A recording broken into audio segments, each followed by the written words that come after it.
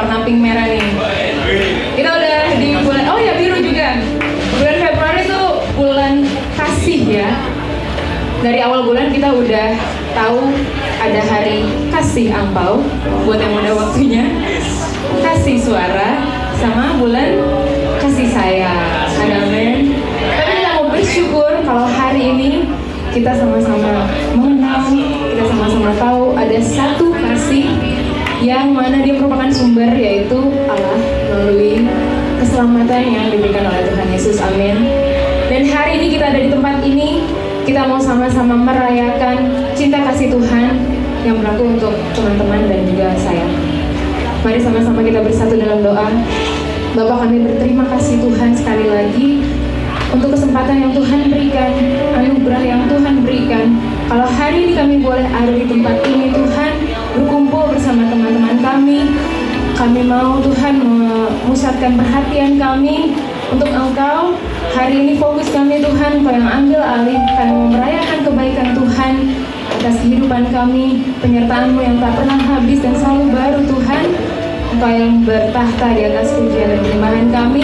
Urapi setiap kami. Kami percaya Tuhan hari ini ada pesan pribadi yang mau Tuhan nyatakan untuk setiap kami umat-Mu.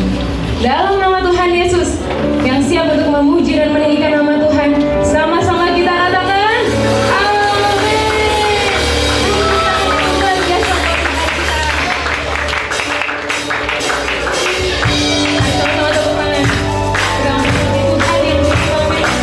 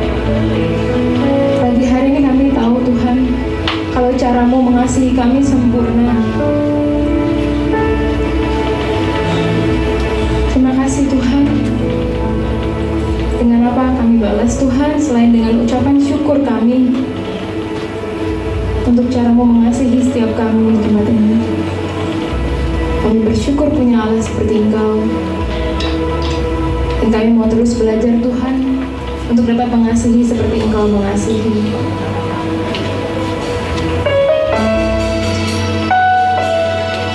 Mari jalankan mata kita ungkapkan syukur, terima kasih kita untuk Tuhan, untuk kasih-Nya dalam hidup kita.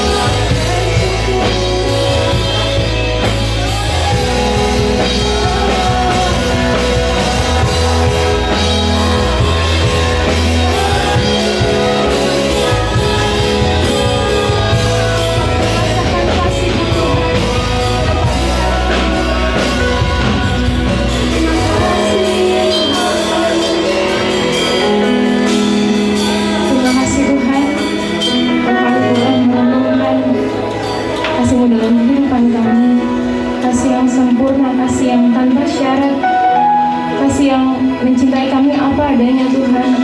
Bahkan ketika kami masih berdosa, kami Tuhan.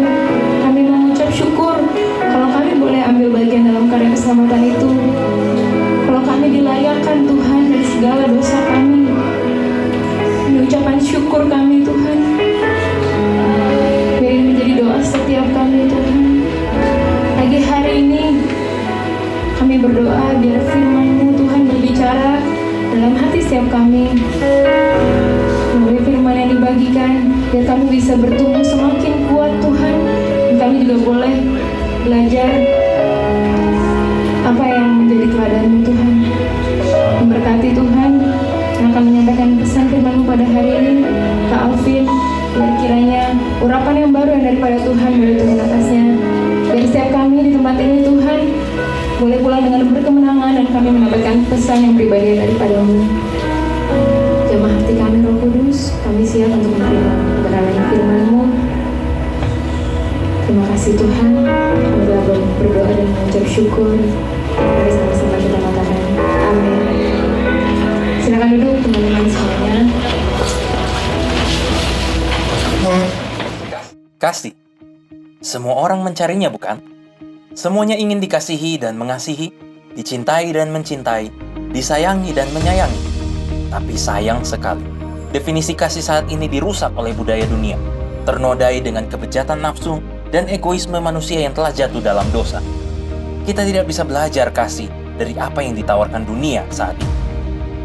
Tetapi ada pribadi yang bisa menolong kita untuk belajar mengenal kasih dan mengasihi. Dia telah rela memberikan dirinya sendiri bagi kita untuk menunjukkan seperti apa itu kasih yang sejati. Dialah Allah. 1 Yohanes 4 ayat 9, dalam hal inilah kasih Allah dinyatakan di tengah-tengah kita, yaitu bahwa Allah telah mengutus anaknya yang tunggal ke dalam dunia supaya kita hidup olehnya.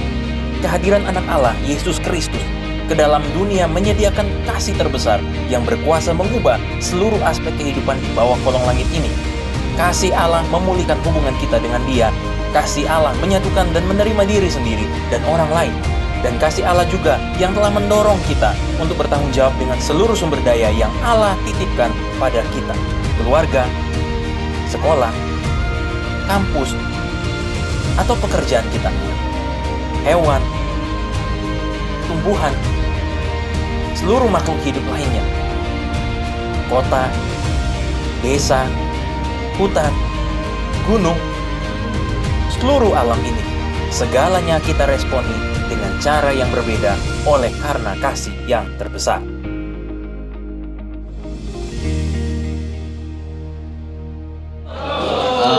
Kayak pada lemes nih. Nanti habis ini makannya pada ya. Shalom teman-teman semua. Mungkin kalau teman-teman lihat nih ada tim Asyar lagi bagiin kertas ya teman-teman. Jadi karena hari ini ada spesial ya, ada ya kita lihat ya ada bunga, ada merah. Aku mau cek ombak dulu, mau cek ombak sih sebenarnya. Yang single angkat tangan yang single, aku pengen tahu. Nih teman-temannya biar bisa ngeliat juga ya, masih single ya.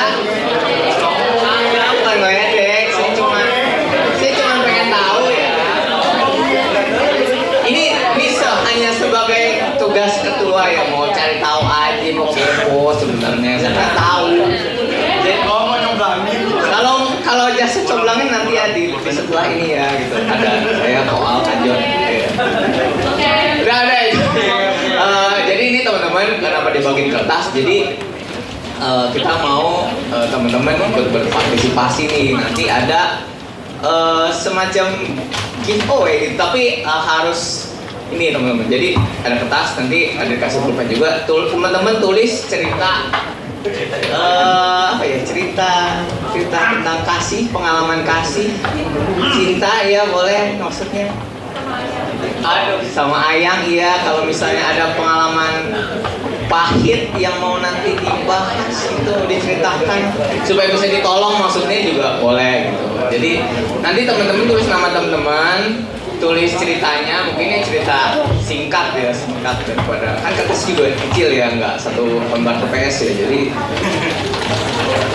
jadi pokoknya tulis aja, nanti setelah firman dikumpulin. Jadi waktu firman Tuhan Kalau emang teman-teman mau nulis, tolong jangan berisik, jangan ngobrol-ngobrol gitu. Biar konsen dengar firman Tuhannya dulu. Nah, mungkin setelah udah ujung, nah udah pikiran nih, gue mau tulis gini, gue tulis deh. Itu nanti soalnya dikumpul setelah firman Tuhan. Ini bukan ujian ya, jadi cuman mau dikumpulin aja. Gitu teman-teman, sekian pengumuman dari aku sebelum kita serahkan. Oke, tanpa berlama-lama ya saya serahkan langsung ke Kak Alvin Kurniawan. Kasih tepuk tangan teman-teman.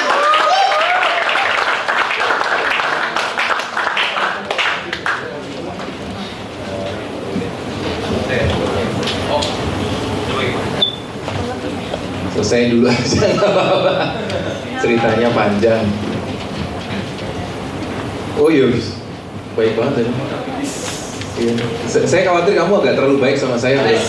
Kalau dikasih terus kan hati gimana gitu ya? Ini orang baik amat gitu loh. Dia curiga ntar dikasih balon. Kasih balon. Kasih makan ya. Itu lebih penting. Di sini pengumuman pembicara pakai foto nggak? Enggak ya? Oh ya udah, soalnya saya nggak punya foto terbaru, tapi fotonya masih gondrong soalnya. Jadi saya bilang dulu orangnya pasti sama gitu. Ngomong itu, jangan. Tadi saya sudah didoain sama WA, jadi nggak usah doa lagi, oke? Kita langsung mulai firman Tuhan aja. Saya percaya kita semua punya kedewasaan buat mendengar sejenak dan melakukan firman Tuhan dalam kehidupan kita sehari-hari.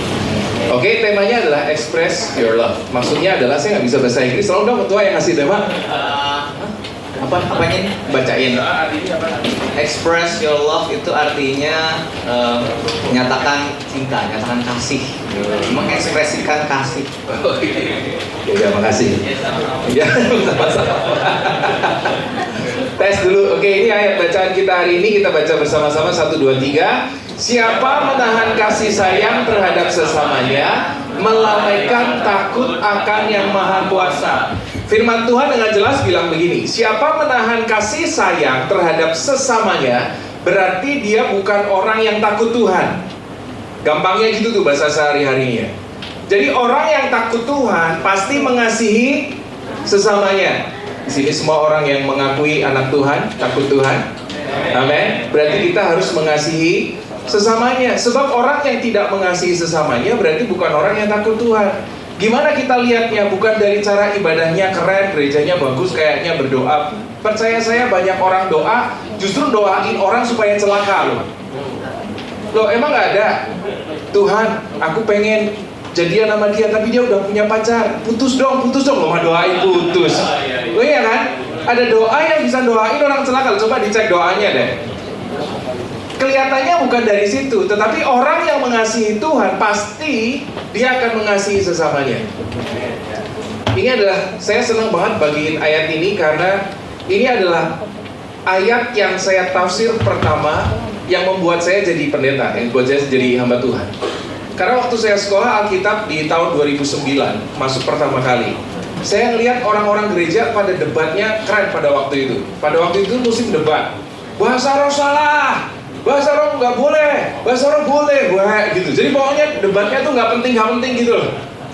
Nah saya ngerasa ngapain ya ini orang pada debat begituan gitu. Nah hukum yang pertama ini adalah hukum yang paling saya tafsir pertama kali. Dan waktu saya ngerti ini yang buat saya jadi hamba Tuhan sampai sekarang. Oke, ayatnya jelas banget. Di dalam Alkitab, seluruh hukum yang kita tahu teman-teman, itu yang paling penting adalah yang ini. Yaitu yang pertama adalah mengasihi Tuhan Allah, dan yang kedua adalah mengasihi sesama manusia. Siapa yang bikin hukum ini? Tuhan Yesus. Lu nggak usah debat sama siapa-siapa. Hukum yang paling penting di mana Tuhan Yesus? Nih, hukum yang paling penting di dalam seluruh kitab Taurat dan para nabi. Dikasih jawab Yesus. Yang pertama adalah kasihilah Tuhan Allahmu dengan segenap hatimu, segenap jiwamu, segenap akal budimu. Itulah hukum yang terutama dan yang pertama. Dan yang hukum yang kedua yang sama dengan itu ialah kasihilah sesama manusia seperti dirimu sendiri. Pada kedua hukum inilah tergantung seluruh hukum Taurat dan kitab para nabi. Teman-teman, mari kita lihat satu persatu. Hukum yang pertama berkata begini. Jawab Yesus kepadanya, kasihilah Tuhan Allahmu dengan segenap hatimu, dan dengan segenap jiwamu, dan dengan segenap akal budimu. Dari sini nanti kita akan ngerti kenapa mengasihi Tuhan itu harus mengasihi sesama manusia. Ya, hukum yang pertama itu yang namanya mengasihi Tuhan.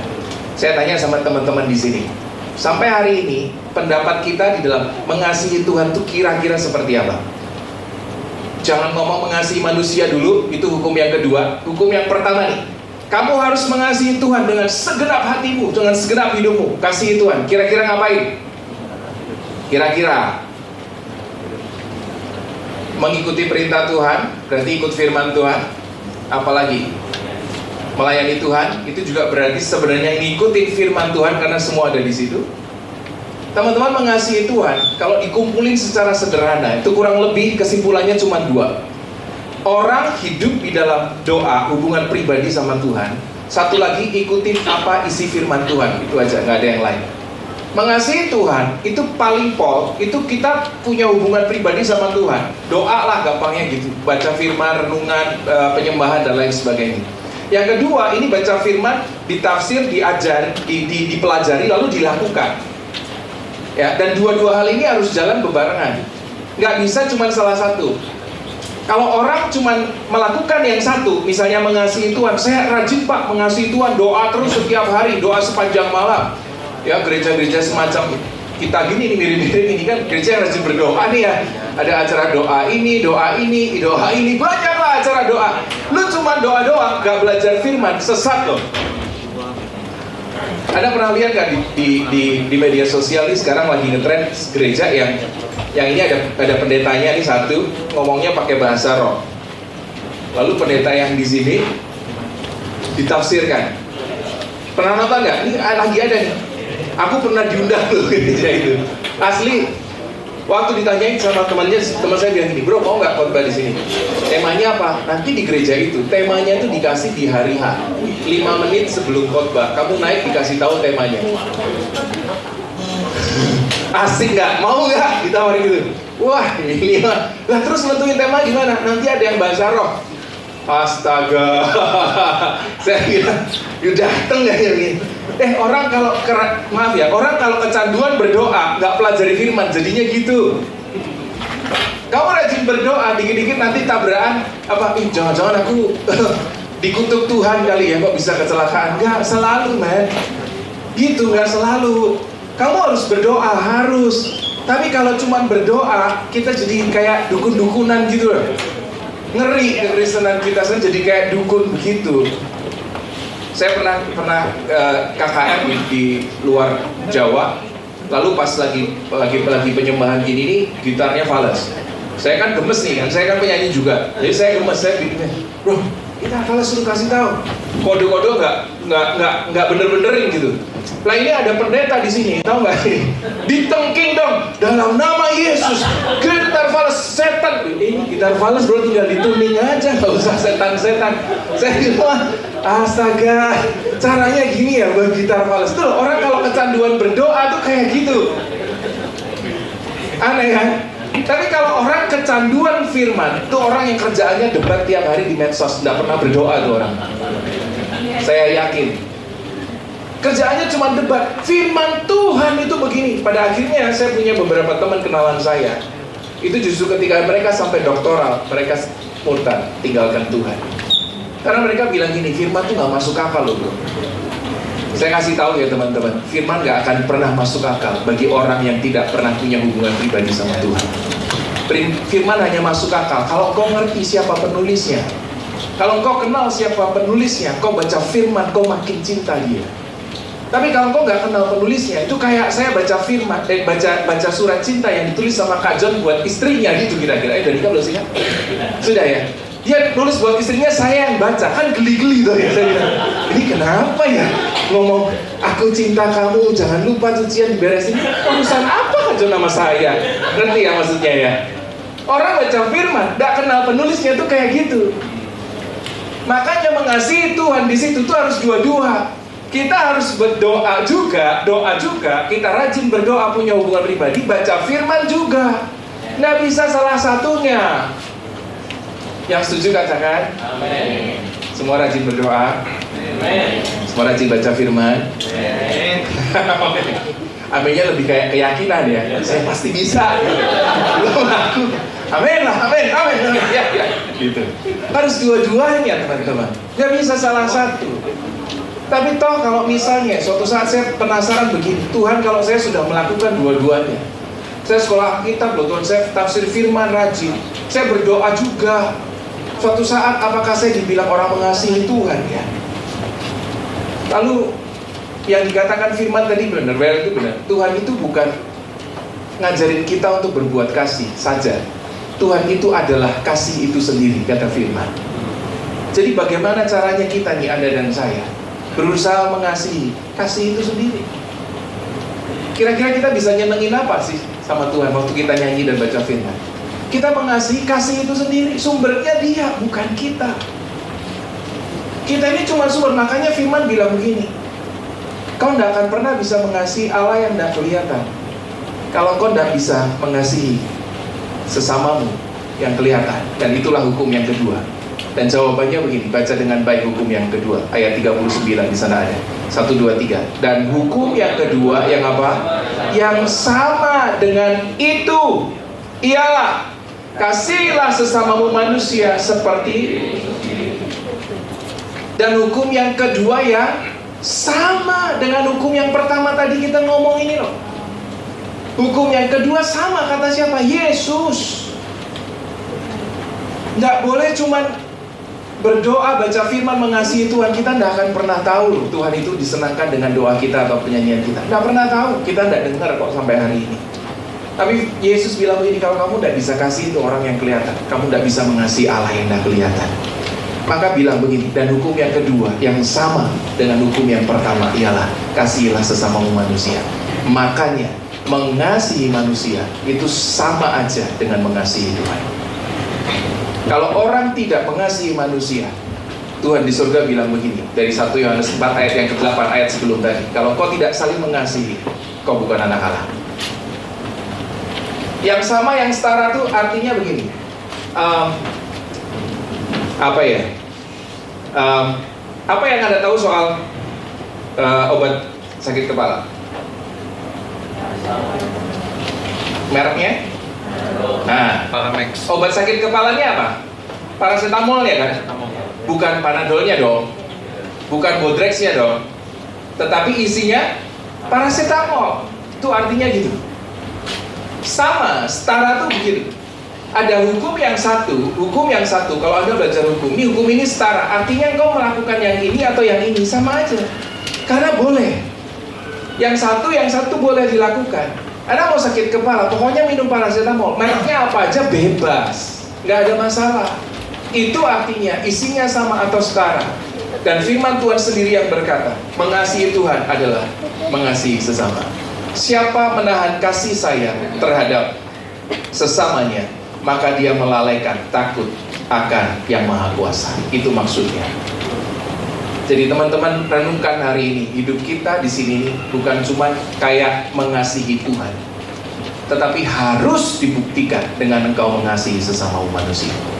Gampangnya gini, atau kita balik lah. Gampangnya gini, bagaimana saya bisa tahu apakah Anda mengasihi Tuhan atau tidak? Dengan seberapa besar engkau mengasihi sesama. Coba bilang dulu sama kiri kanan, itu maksudnya gitu, ngerti gak? Gitu. Saya bisa tahu kualitas Anda mengasihi Tuhan. Tidak usah gini loh, Anda dengar saya khotbah, tapi Anda tanya tetangga saya, siapa tuh Alvin? Itu penjahat, gitu kan. Anda tanya istri saya, terus dia nggak sayang saya. Anda tanya anak saya, kecewa sama papanya. Ngapain gitu? Cara gampang Anda tahu kualitas seseorang, seberapa besar dia mengasihi Tuhan. Lihat caranya mengasihi manusia. Jadi kalau kita punya tema hari ini, express your love, yaitu maksudnya begitu. Itu adalah bukti kita mengasihi manusia. Pernah dengar istilah ini? Love God, love people. Loving God, loving people. Mengasihi Tuhan, mengasihi sesama. Tidak ada orang bisa mengasihi sama tanpa mengasihi Tuhan terlebih dulu, betul. Gak ada orang juga bisa mengasihi Tuhan tanpa membuktikan dia sudah mengasihi sesamanya. Ini dua hal yang harus Anda lakukan setiap hari, setiap saat. Bukti kita adalah orang percaya, orang Kristen. Yang setuju katakan amin. Express your love. Oke, lanjutkan. Duh, tiba-tiba macet nih. Ada yang doain nih kayaknya. Ini tadi waduh, doain di next kan. Ini tiba-tiba oke.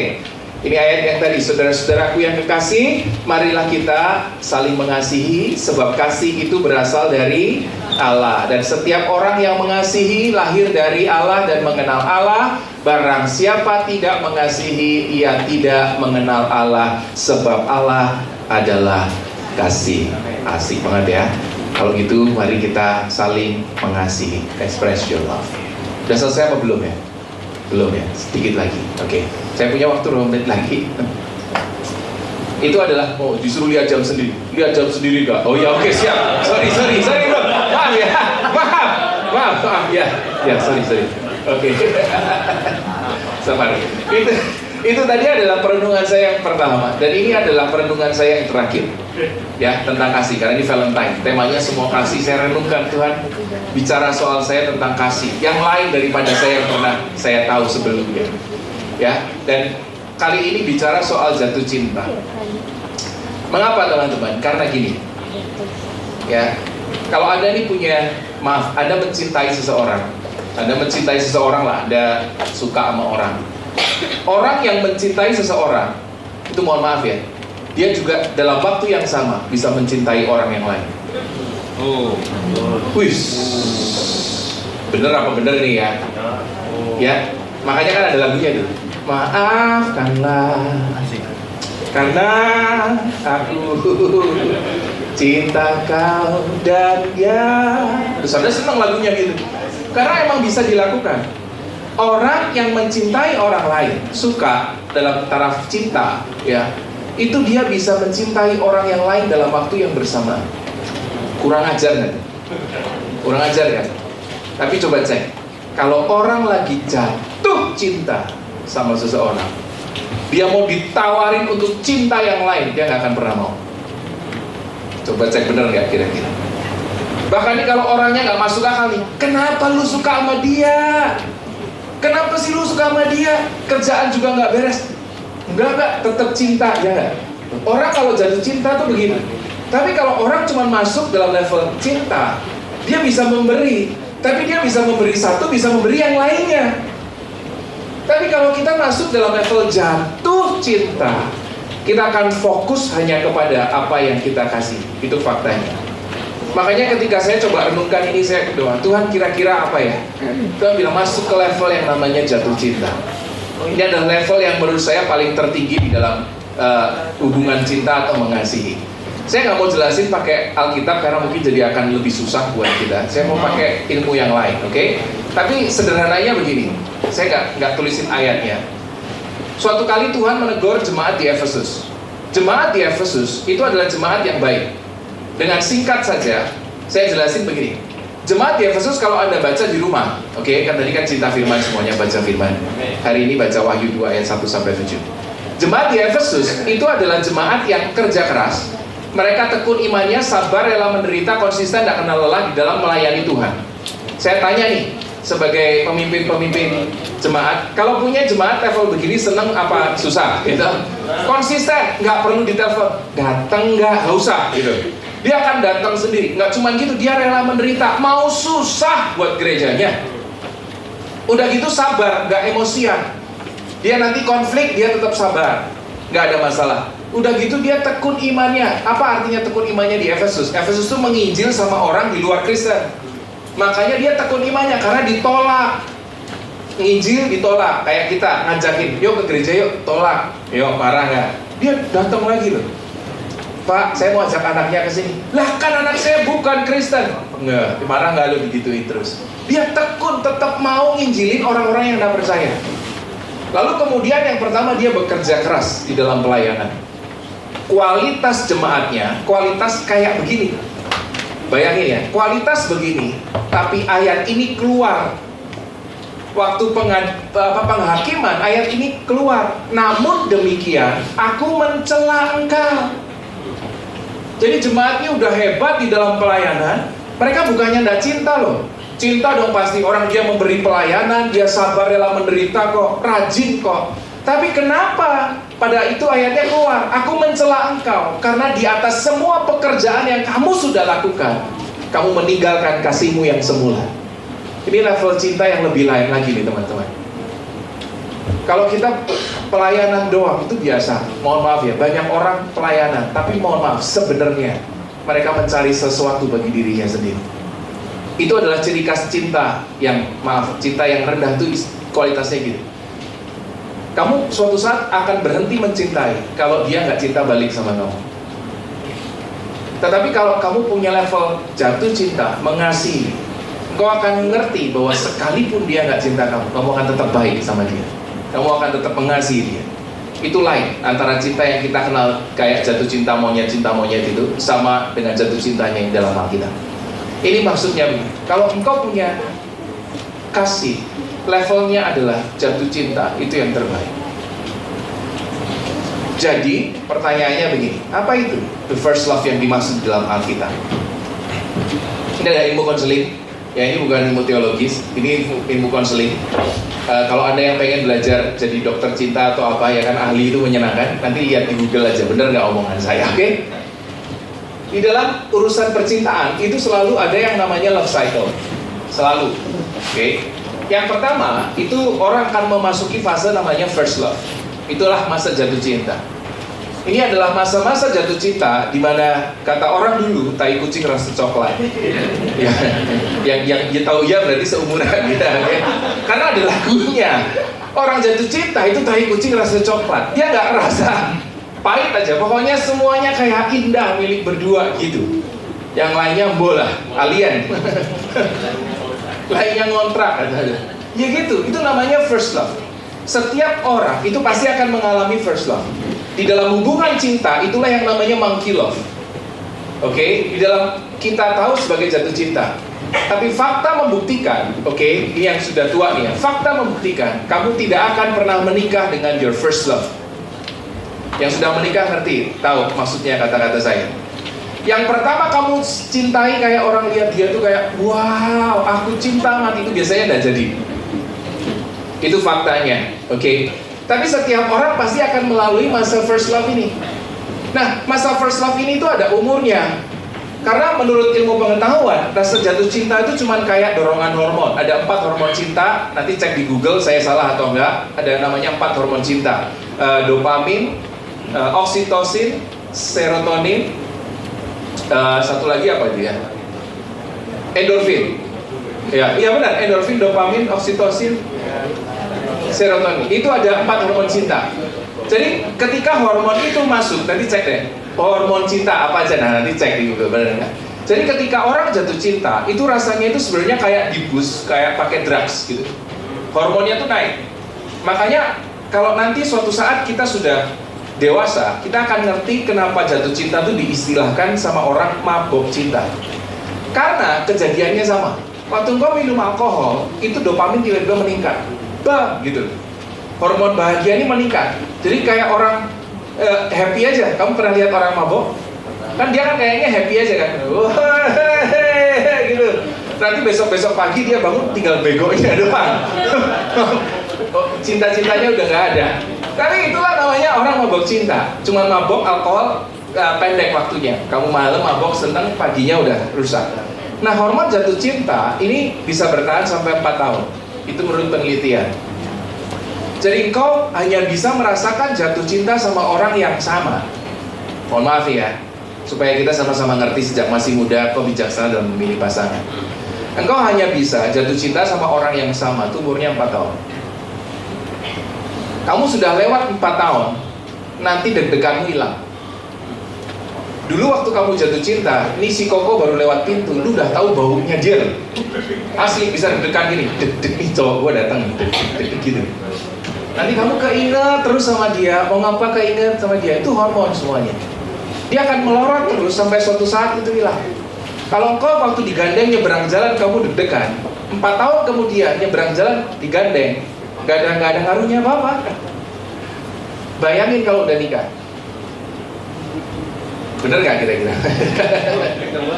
Coba deh dicek. Masih sama gak rasanya waktu pertama kali pacaran? Waktu digandeng. Sekarang kami suami-suami itu gandeng istri supaya dia gak shopping. That's it. That's it. Itu kami tidak kayak dulu pengen gandeng, pengen peluk gitu. Kami tuh meluk kalau lewat toko tertentu. Ya. Itu ya mengalihkan perhatian. Itu adalah trik karena jujur rasanya udah lain. Itu adalah fakta. Nah, ketika kita melewati masa jatuh cinta dalam pernikahan, nanti kita akan muncul atau pacaran udah lama, kita akan muncul dalam masa penyesuaian. Konflik nih. Kamu pacaran pasti berkonflik, apalagi nikah. Nikah tuh bukan nyelesain persoalan loh, mohon maaf ya. Jadi kalau kamu bilang pacaranmu bermasalah, nikah aja supaya selesai. Mohon maaf nih, waktu kamu nikah nanti masalahnya jauh lebih banyak. Jadi tolong menikahlah dengan orang yang tidak bermasalah sama kamu pada akhirnya, yang bisa nyelesain. Jadi kalau pacarannya udah bermasalah, mendingan jangan married. Akan berlipat kali ganda masalahnya. Kenapa? Karena kita akan konflik terus. Nah, setelah konflik, ini ada dua, gagal atau konfliknya berhasil. Yang gagal nggak usah diomongin ya, jelek, oke? Nah, ngurusinnya nanti kemana, ngurusin ke berapa, nanti harus cerai, itu nggak ada di kamusnya orang Kristen, oke? Kita ngomongin kalau konfliknya berhasil. Konfliknya berhasil, cintanya makin dewasa. Ini yang dibilang sama orang-orang senior-senior kita, kamu tuh kalau nikah udah lama, makin lama rasanya makin kayak temen. Tuh, karena cintanya makin dewasa. Masalah kecil dihilangin. Alah, udahlah, nggak usah itu. Kenapa? Karena cycle-nya udah makin dewasa nih. Jadi jatuh cinta, seru, habis itu kita lagi konflik, makin seru, di sini cinta makin dewasa. Ilmu pengetahuan membuktikan begini. Setelah dia cintanya makin dewasa, dia ini nggak kembali ke masa jatuh cinta. Dia nanti kembalinya ke masa konflik. Itu gitu terus. Jadi setelah nanti dia dewasa, nanti dia akan kembali ke konflik yang lain, terus makin dewasa. Nah, terus jatuh cinta laginya kapan? Itulah yang dimaksud di dalam ayat yang tadi kita baca. Orang Efesus itu melayani Tuhan, dia cinta Tuhan, tapi dia tidak pernah kembali ke cinta mula-mulanya sama Tuhan. Makanya yang dilakukan ketika dia tidak punya jatuh cinta, yang dilakukan jadi lain. Nggak kayak pertama. Coba deh, kamu waktu pertama jatuh cinta, apa yang kamu kasih sama orang yang kamu cinta, yang jatuh cinta itu? Segalanya kan? Itu kan ciri khas jatuh cinta kan begitu. Lama-lama turun nggak kualitas pemberiannya?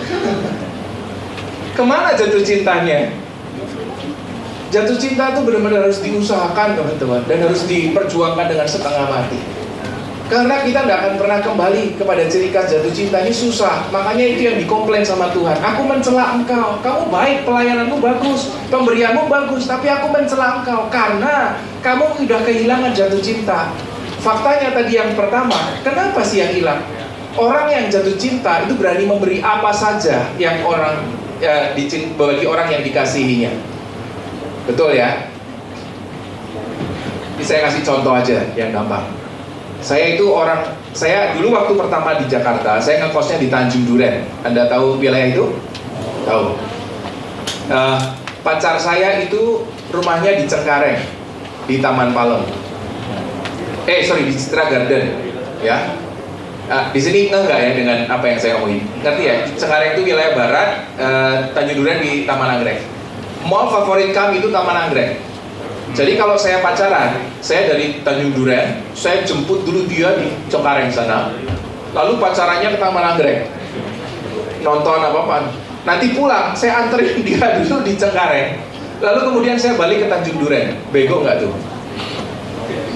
Tapi kalau orang jatuh cinta kan gitu kan? Kualitas pemberiannya itu lain. Dia berani bayar apa saja. Dia ekspresnya itu dengan cara kualitasnya itu yang tinggi karena masih jatuh cinta. Habis itu handphonenya hilang, tak ganti loh handphonenya. Saya cicilin dia handphone BlackBerry waktu itu zaman saya, oke? Jangan beda nih masanya. Lu kan udah ngomonginnya iPhone. Saya dulu waktu itu zamannya BlackBerry. Jadi saya beliin dia BlackBerry, saya cicilin. Padahal ya bokapnya dia sama saya jauh lebih kaya bokapnya dia. Saya cicilin BlackBerry, men. Habis gitu, nanti kalau pas lagi pergi di jalan, saya cuma ditelepon gini, ya, aku lagi pengen denger lagunya ini, nyanyiin dong, gitu loh. Kira-kira saya nyanyiin apa enggak?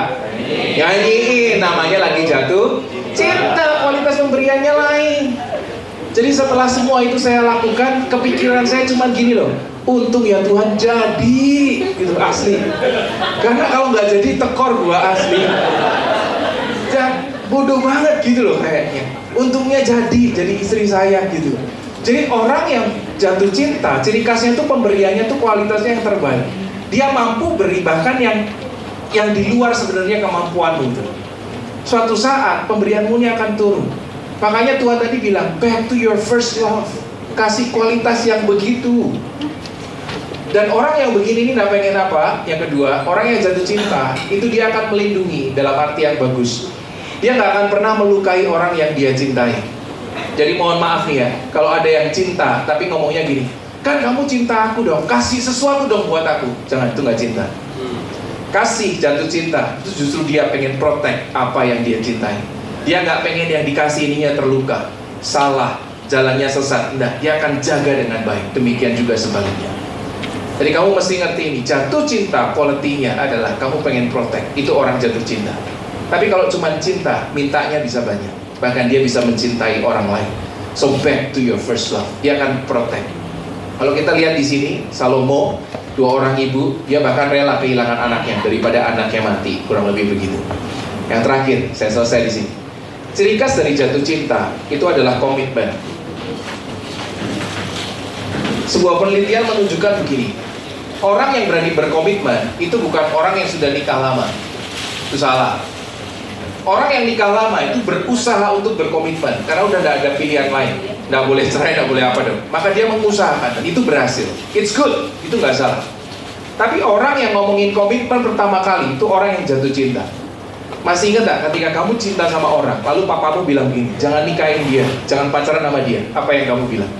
No Pak, aku percaya dia pasti jadi orang berhasil. Wih, dari mana? Belum juga kenal kan gitu. Tapi berani kan berkomitmen sama dia. Dulu waktu saya pacaran, istri saya bilang begini, Yang, kamu tinggal di bawah jembatan, aku ikut ngapusi itu. Tahu ngapusi? Nipu. Nggak mungkin lah, bohong lah. Nggak mungkin. Tapi orang jatuh cinta berani loh ngomong gitu. Kenapa? Komitmennya tinggi. Dia percaya. Dia percaya bahwa dia akan menyelesaikan pertandingan ini tuh kayaknya berdua. Dunia milik berdua. Ya, itu faktanya. Apa arti komitmen sesungguhnya? Komitmen itu artinya gini, dengan bahasa yang sederhana. Komitmen adalah kemauan dan kemampuan untuk melakukan segala sesuatu sampai selesai. Ingat ya, komitmen adalah kemauan dan kemampuan untuk melakukan segala sesuatu sampai selesai. Itu komitmen. Orang jatuh cinta komitmennya besar. Dia nggak tahu masa depannya apa. Dia percaya loh. Itu namanya komitmen. Nah, ini jangan hilang dalam hidup kita. Saya mau selesai dengan sebuah cerita. Saya belajar komitmen dengan cara yang unik. Dan ini yang membuat saya sama istri saya akhirnya kembali ke masa-masa yang lagi keren-kerennya lah gitu. Pokoknya enak banget ternyata menikah gitu ya. Jadi kalau ada yang ngerasa yakin gak ya gue nikah kalau orangnya tepat, itu enak banget. Asli, oke? Komitmen, saya pelajari gini. Di dekat rumah saya ini kan lagi ada sejak tahun baru kita akhir tahun sampai tahun baru Cina ini Imlek. Itu kan suka ada event. Dekat rumah saya itu ada pasar malam. Ya, dan sebagai orang yang ya cinta-cintaan ya gitulah ya, kita pergi ke pasar malam, romantis nggak tuh? Ada ya kan? Ke mall-mall udah biasa, pasar malam dong ya. Ya, terus habis itu kita ajak juga teman-teman papa mamanya anak-anak teman-teman anak sekolah. Jadi anak saya sekolah punya teman papa mamanya, kita ajakin beberapa kan kenal biar seru, biar romantis lagi gitu loh ceritanya. Ajak mainnya ke pasar malam yang deket rumah, karena kalau jauh kan nggak semua orang bisa deket rumah. Nah, waktu bapak-bapak ini ngumpul, saya lagi ngumpul sama teman-teman bapak-bapak saya, bapak-bapak gitu. Terus tiba-tiba saya dengar istri saya ini teriak. Saya tahu betul itu teriakan istri saya. Udah tahu dong ya, udah lama. Oke. Wah, bisa bilang istri saya ngapain ini gitu. Lalu saya nengok ke sebuah tempat, saya lihat istri saya dari sana, saya jalan ke sana, ternyata istriku lagi naik itu kora-kora tipuan itu. Kora-kora bajakan yang cuma pendek itu loh. Ya kan? Kora-kora bajakan itu. Lalu saya bilang, istriku tuh paling penakut urusan begituan. Dia nggak pernah mau naik begituan gitu. Terus kenapa dia mau naik? Ternyata di belakangnya ada teman-teman yang lain. Jadi kayak istri-istri ini kumpulnya di sana, dipaksa dibeliin tiket ini harus naik gitu loh. Istri saya udah nggak enak, udahlah akhirnya naik aja lah, dia naik, dia teriak. Lalu saya ke sana, Dia bilang ini, yang bapaknya suruh udahan gitu.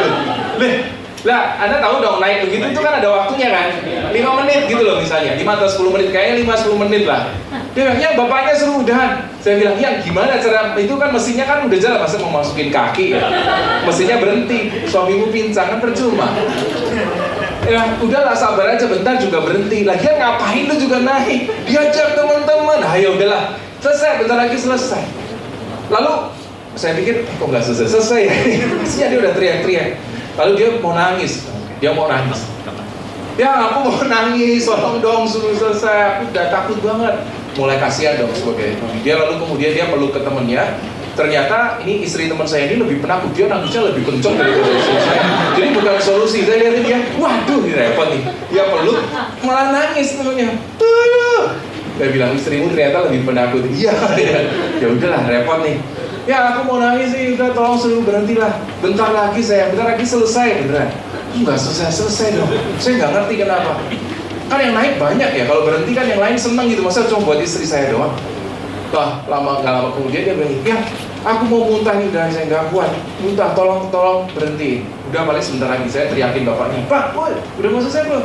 Udah Pak, ini udah ngarem kok. Udah selesai. Akhirnya selesai. Turun dari situ saya peluk dia. Kenapa? Saya bangga dia berani mengalahkan ketakutannya. Ketika saya pulang, yang menurutku ya itu adalah langkah the bravest, langkah yang kamu berani ambil nih saat di tahun ini. Hebat. Saya tiba-tiba bilang nih, komitmen tuh kira-kira kayak gitu.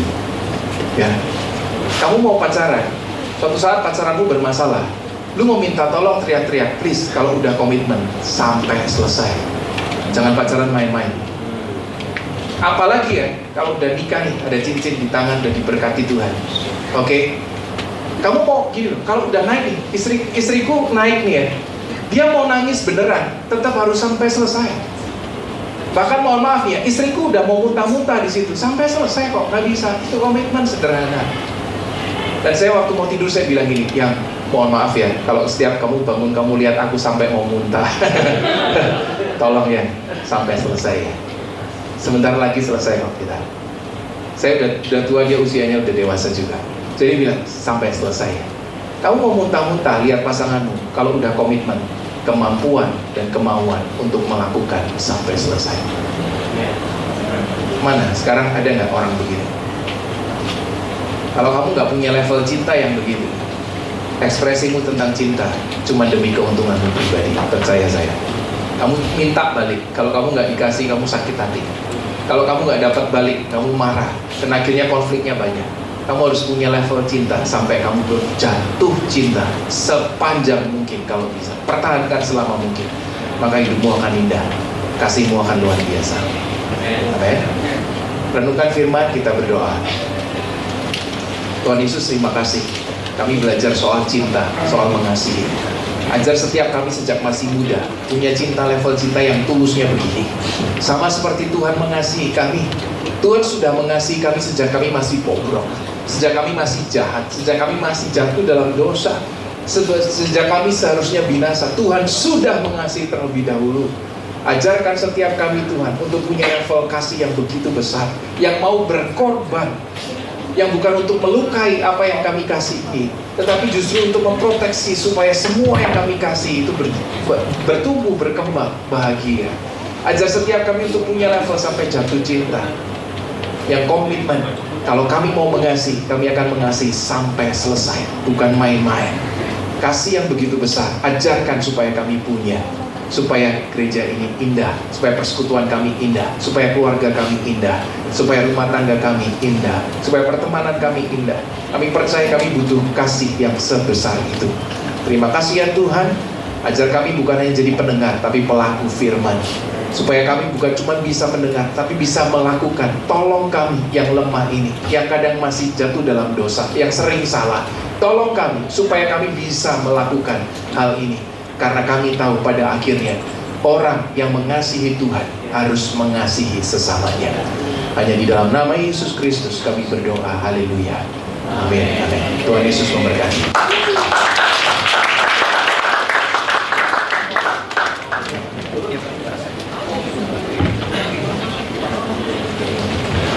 Wow, sekali lagi berikan tepuk tangan untuk Tuhan Yesus Kristus. Dan terima kasih Pastor Alvin sudah memberikan kepada kita begitu pencerahan yang sangat memberkati kita mengenai kasih. Kita 1 bulan ini makin lengkap ya pengetahuan kita tentang kasih, amin. Ya, jadi kita semakin memahami tentang kasih. Minggu pertama tentang kasih yang sejati, yang kedua mengasihi seperti apa yang Alkitab sudah katakan. Lalu hari ini rupanya mengekspresikan kasih juga, bukan cuma sekedar belajar, tetapi mengaplikasikan atau menerapkannya atau menyatakan kasih kita kepada sesama itu berbanding lurus dengan kasih kita kepada Tuhan. Dan pada akhirnya kita mesti belajar untuk mengasihi dengan komitmen ya sampai akhir. Oke teman-teman, sudah tulis-tulis itu di kertasnya atau tertunda menulisnya karena wow ini keren banget nih ya, kebenaran firman Tuhannya wah sangat memberkati sekali. Atau kalau sudah ada nanti bisa dikumpulkan ya. Kumpulkan ke siapa? Oke, itu bukan persembahan ya. Itu bukan persembahan. Kita masih ada satu sesi lagi ya. Oke, saya ajak dengan hormat Pastor Alvin bisa maju ke depan untuk bisa kita masuk ke sesi talk show ya. Kita masuk ke sesi talk show. Kalau teman-teman ada yang mau beri pertanyaan, kalau ada yang mau ceritakan tentang cerita kasihnya, cintanya, kasih sayangnya boleh.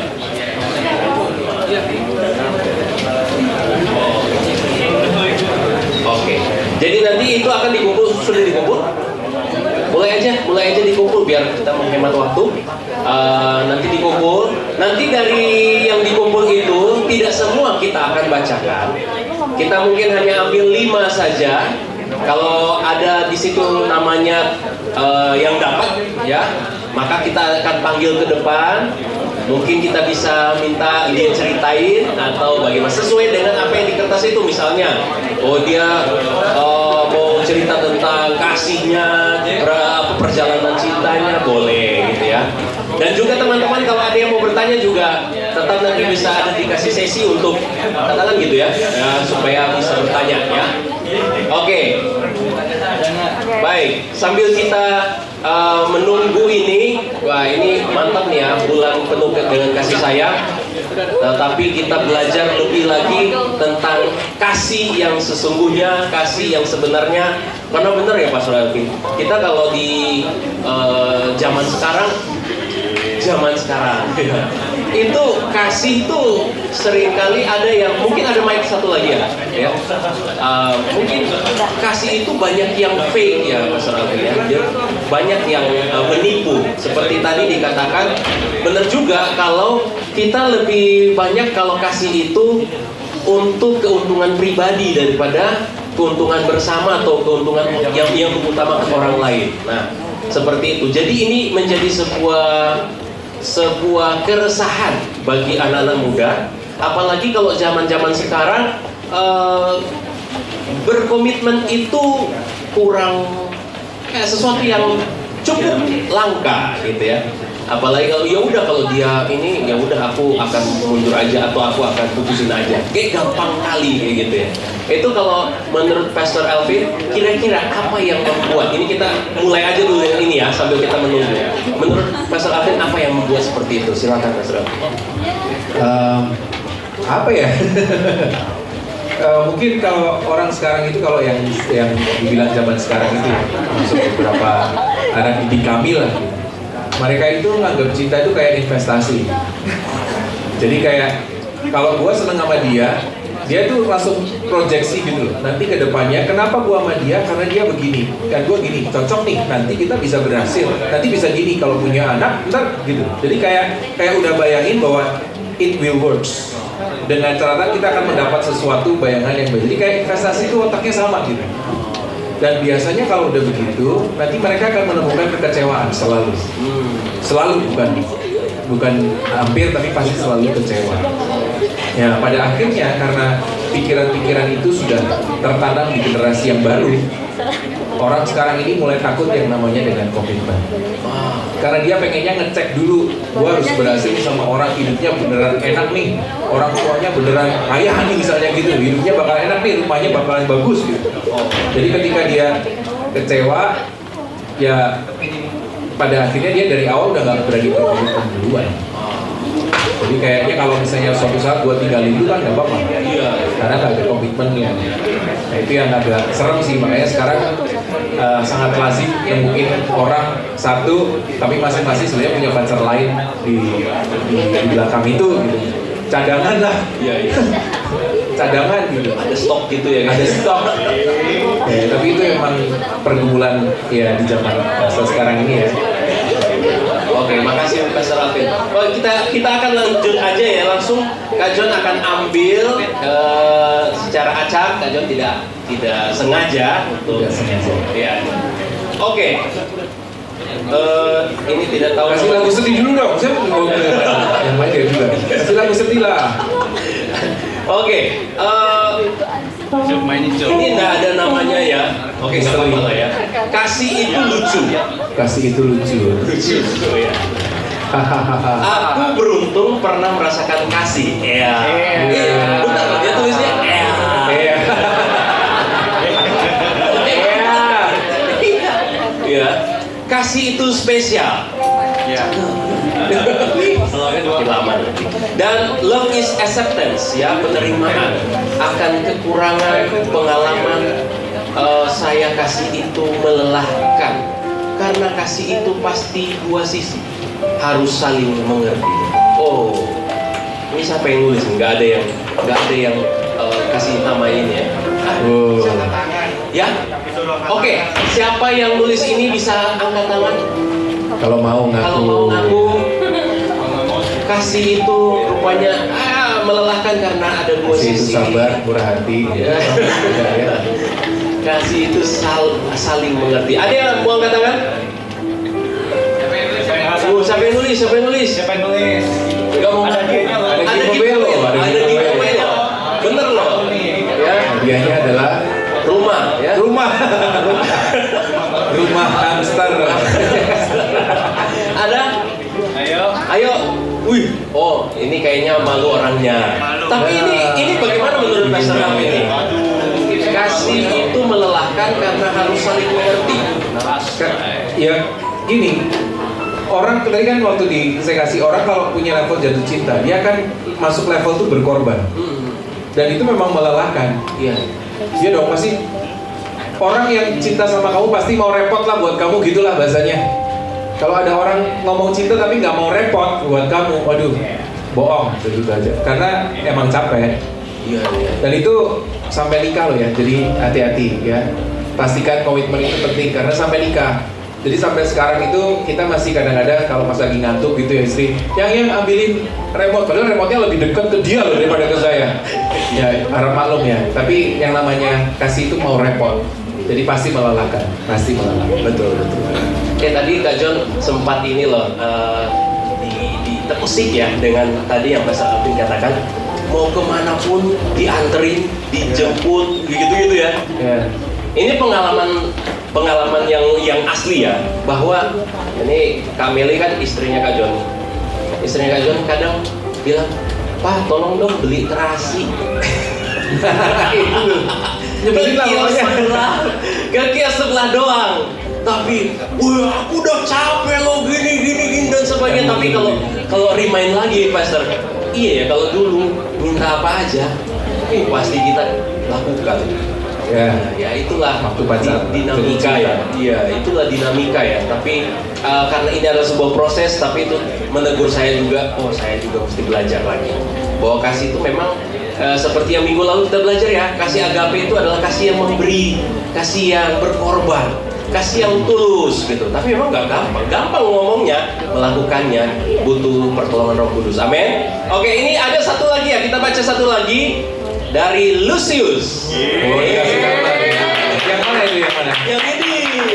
Ya, yang baju. Dia masih single loh, tadi dia angkat tangan. Ya, masih single. Pengumuman. Lucius ya. Oke, dia cerita kalau jangan. Kalau sudah ditulis kan mau dibaca kan. Dulu kelas berapa ini ya bro? Kelas 7 ya kayaknya. Oke, kelas 7 pernah apa nih? HTS apa ya? Oh iya. Wah. Sorry kurang update ya. Iya. Tapi aku yang udahin karena merasa gak peka. Jadi sampai sekarang gak berani karena trauma, takut salah lagi. Wah. Terus itu ada traumanya nih ya, tapi dia yang akhirnya di HTS-nya yang kali lalu. Nah, Lucius bisa maju ke depan? Cerita. Enggak ya. Enggak apa-apa. Oke, enggak apa-apa.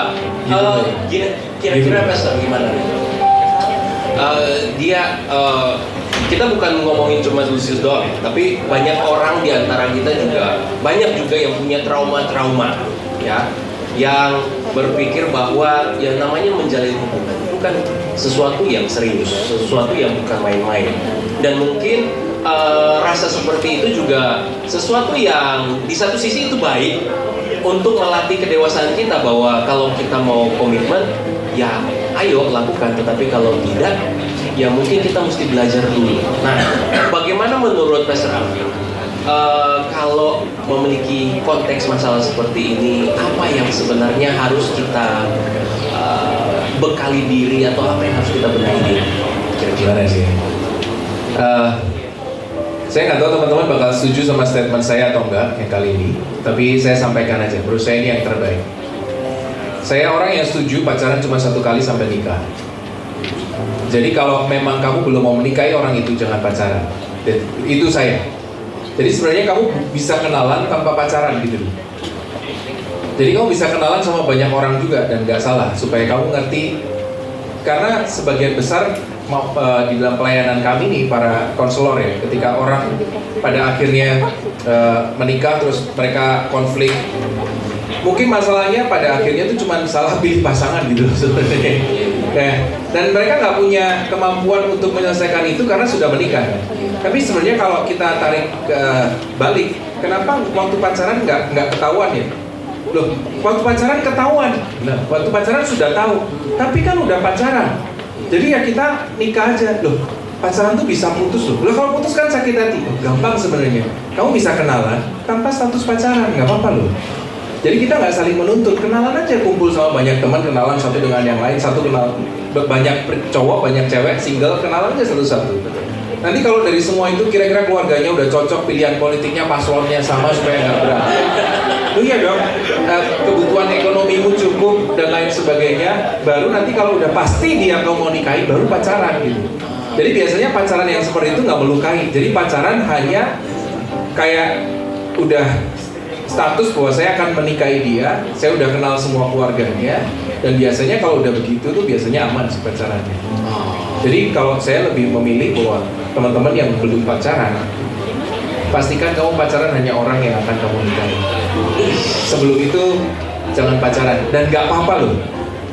Jangan takut gini, lah nanti kalau kita gak pacaran dia sama orang lain. Emang kalau kamu pacaran, kamu memastikan dia gak sama orang lain. Justru dia sama orang lain kamu lebih sakit hati karena berarti kan kamu yang bukan yang paling baik buat dia kan, gitu. Dan dia ngelakuin selingkuh. Jadi mendingan gak usah pacaran. Jadi kalau emang dia mau sama orang lain ya bukan saya ada yang lebih baik yang lain, dan salah. Jadi mungkin pastikan pacaran hanya kepada orang yang pasti kamu nikahi. Sebelum itu tolong jangan apapun. Oh, cakep. Berikan tepuk tangan dulu teman-teman. Ini bahas soal memilih pasangan hidup, teman-teman. Ini kalian kan dari teens ya, teens sampai youth nih ya. Dalam usia-usia yang mungkin kalian berpikir, aduh kami belum masih mau pikir nikah ya. Tapi teman-teman, ini sebenarnya adalah cara di mana gereja bisa membentengi kalian. Gereja bisa mempersiapkan kalian supaya masa hidup, masa muda yang katanya orang itu bahwa masa muda itu cuma sekali, tapi sekali kita jalani itu nggak perlu pakai Ctrl Z gitu bro. nggak perlu adu penyesalan gitu loh. Tapi karena kita jalaninnya sudah ada target. Firman sudah berikan kita jalan dan kita supaya ngikutin patronnya Tuhan Yesus Kristus. Seperti itu ya. Nah, ngomong soal memilih pasangan hidup, ini Kak John mau rindu untuk undang Ko Albert bisa maju ke depan, dia bisa maju ke depan. Ini pengalamannya juga banyak. Iya, bener juga. Pacaran berapa kali kok? Ini. Ya, oke. Kak John pakai aja ya. Mungkin dinaikin dikit volumenya. Ya, yes. Oke, sebelumnya thank you Kak Alvin buat sharingnya ya buat kita semua teman-teman. Aku pun juga masih belajar ya mengenai apa yang tadi Kak Alvin sampaikan.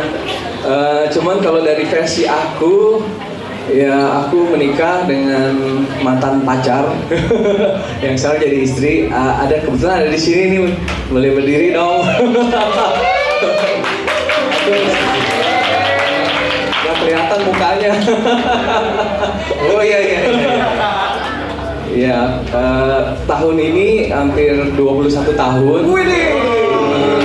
Cuman bagi aku umur itu bukan menjadi satu jaminan, tapi adalah kebersamaan untuk kita saling menerima ya tadi ya seperti yang sudah disampaikan mengenai kasih. Nah, aku cuma mau sedikit apa yang tadi Kak John sudah minta ya untuk memberikan tips gitu ya buat teman-teman muda nih khususnya gitu ya di Energize gitu dalam hal untuk memilih pasangan atau bahkan mencari ya khususnya yang masih jomblo gitu ya atau mungkin sudah berpasangan tapi belum janur kuning belum berkibar. Nah cek cek pasangan kalian ya, bukan maksud mau memisahkan ya, tapi yang pertama ya adalah jangan terburu-buru untuk mencari pasangan. Ya, tadi kayak Calvin sempat sampaikan, jangan gini. Kita lebih banyak mengenal istilah pacaran gitu ya, tapi sebenarnya di dalam Kristenan itu adalah lebih ininya konteksnya adalah hubungan pranikah gitu ya. Jadi kita mengenal seseorang itu tujuannya tadi tuh seperti Calvin bilang kan, untuk kita bisa menikah gitu, bukan berpacaran. Karena memang konteksnya kalau kita pacaran banyak gitu ya teman-teman, kita lihat gitu ya satu gereja bahkan misalnya pacaran tiba-tiba dia break gitu ya, maksudnya putus, ada yang sakit hati, akhirnya ada yang keluar gitu kan. Nah jadi hubungannya kan sebenarnya jadi agak awkward ya, maksudnya jadi nggak sehat juga, toxic gitu ya. Nah yang pertama itu jangan buru-buru gitu ya teman-teman untuk mencari pasangan gitu ya. Nah yang pertama nih yang terutama yang perlu ya jadi teman-teman pegangan adalah kalau kita mau cari pasangan itu lihat dia itu takut sama Tuhan atau enggak. Ya, ceknya gimana? Kok dia takut sama Tuhan atau enggak? Ya lihat aja dari kehidupannya tadi dalam pergaulan bersama gitu ya. Kira-kira dia gimana gitu. Dalam hal takut akan Tuhan ini pastinya dia akan mengasihi Tuhan ya. Istilahnya dia akan misalnya datang ke gereja gitu, terus mungkin melayani ya. Emang kita belum bisa melihat secara 100%, tapi setidaknya kita bisa melihat kehidupan dia seperti apa. Misalnya dalam dia melakukan sesuatu kita bisa melihatnya, itu satu yang pertama. Lalu yang kedua adalah satu iman ya, satu iman seperti firman Tuhan katakan carilah pasangan yang sepadan gitu ya. Satu iman dalam arti apa kok maksudnya? Artinya seiman di dalam Kristus gitu ya. Jadi jangan sampai pada saat nanti kalian udah menikah gitu ya, karena dia istilahnya gini, mungkin dia Kristen, statusnya agamanya Kristen, tapi dia nggak terlalu imannya itu tuh nggak benar-benar di dalam Tuhan, nggak dalam Kristus gitu. Jadi nanti pada saat nikah, aduh deh, lu aja deh yang ke gereja, gue di rumah aja gitu. Jadi magernya banyak, gede banget gitu istilahnya. Akhirnya kita jadi nggak bisa bersama-sama gitu. Bertumbuh pengenalan kita sama Tuhan, jadi karena ya pasangan kita itu kurang gitu istilahnya imannya gitu secara levelingnya gitu ya. Nah jadi kita bisa lihat gitu dia rajin nggak beribadah, terus dia hidupnya ngandalin Tuhan nggak, terus bagaimana dalam sehariannya apakah dia berjalan sama Tuhan. Nah yang ketiga itu adalah jangan cuma lihat kepada pasangan kita nih teman-teman, tapi kita lihat dia hidupnya itu istilahnya kita kalau mencari pasangan itu kita juga harus melihat dia kira-kira menghormati orang tua. Jadi keluarga gitu, orang tua kita, saudara-saudara kita, kira-kira dia hanya ingin sama kita doang atau sama keluarga kita juga gitu. Karena istilah pernikahan ada yang bilang kita nggak nikah sama si A doang loh, tapi kita juga nikah sama keluarganya gitu. Karena apa? Pada saat kita hanya mengasihi dia, tapi kita pasangan kita nggak mengasihi keluarga kita, nah itu nanti agak repot tuh gitu ya kedepannya gitu. Nah, cek di situ juga. Jadi pada saat misalnya kalian tuh yakin, ajak ke rumah, kenalan atau dikenalin sama camer ya. Dulu camer istilahnya. Camer gitu kan, calon mertua. Istilah Gen Z apa ya? Istilah Gen Z? Sama ya, nggak ada. Lalu selanjutnya adalah dia itu bertanggung jawab atas hidupmu. Ya, jadi jangan sampai kita cari pasangan tuh yang mau enaknya aja. Apalagi tadi seperti udah disampaikan ya pada saat diskusi, zaman sekarang banyak yang kayak kesannya agak investasi transaksional gitu kan. Padahal ya kita nyari pasangan ini kita untuk kita ya jatuh cinta pasti, tapi di dalam proses itu juga kita harus nggak cuma terus jatuh dong, tapi kita harus bangun cinta kita gitu ya dengan pasangan kita gitu. Siapa lagi kalau bukan pasangan kita kan. Nah seperti itu. Nah jadi itu aja sih kalau dari aku, intinya jangan cepat buru-buru ya, istilahnya wah gue udah mau sama dia nih ntar keburu diserobot orang.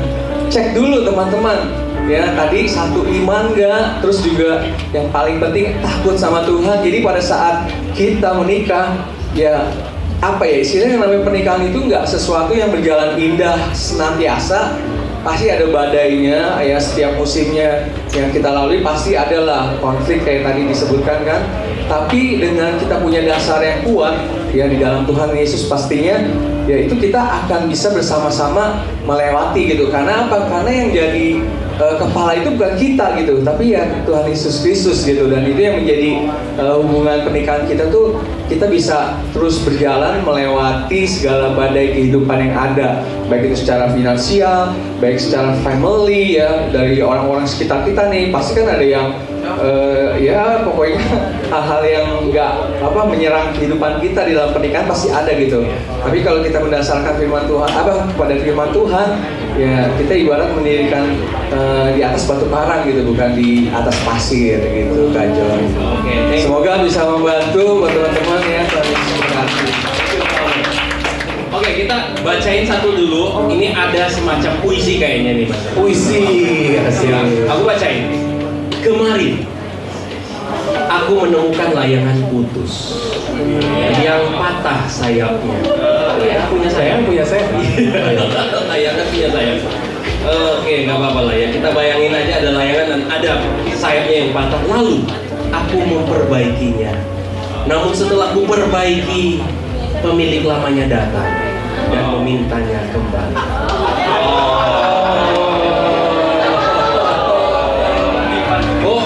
Tersayang-sayangnya kayaknya maksudnya ini